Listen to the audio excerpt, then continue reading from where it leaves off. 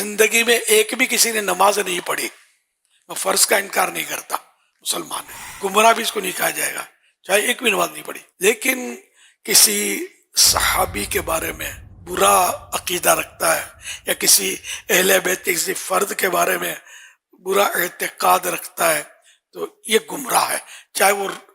تہجد بھی پڑھتا ہے، اشراق و چاشت بھی پڑھتا ہے، ساری نمازیں پڑھتا ہے، پیشانی پر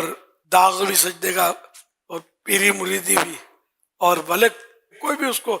نسبت حاصل ہو اور نیک پرہیزگار مانا جاتا ہو، لیکن اس وجہ سے یہ اس بے نمازی سے یہ بدترین شخص ہے کہ جو ان حضرات میں سے کسی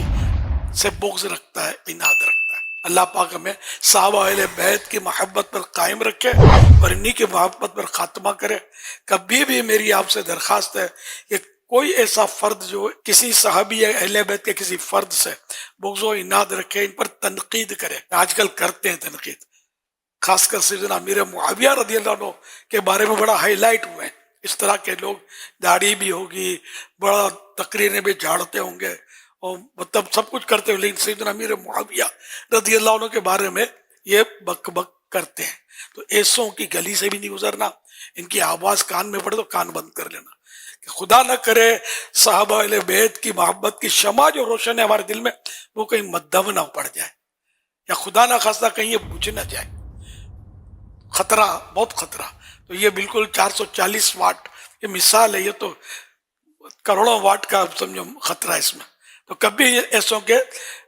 قریب بھی نہیں جانا، بھلے وہ اہل سنت ہی کہلا رہے ہوتے، ان کے قریب نہیں جانا۔ اہل سنت وہ جو میرے آقا امام اہل سنت اعلی حضرت امام احمد رضا خان رحمۃ اللہ علیہ، جنہوں نے صحابہ اہل بیت کی محبت کے ہم کو جام پلائے ہیں، اور ان کی کسوٹی پر جو پورا اترے نا واقعی اور پکا سنی وہ ہے۔ ورنہ آپ مہربانی کر کے کسی کی آستانے کی چمک دمک، کسی کی تقریر کی مطلب رمق اور تم تراق اور خطابت کے فن جوہر دیکھ کر پھسل مت پڑنا، خدا نہ خواستہ۔ میں آپ کی بھلائی کے لیے کہتا ہوں، دعوت اسلام تو بہت بعد میں بنی، الحمدللہ صحابہ کرام علیہم رضوان کے تعلق سے اور اہل بیت کے تعلق سے میں مطلب جذباتی حد تک میری وابستگی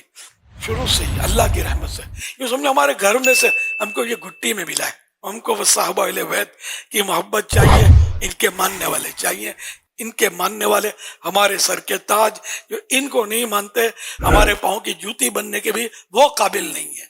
خدا کی قسم وہ قابل نہیں ہے، ہم ننگے پاؤں سے ہی ہیں الحمدللہ۔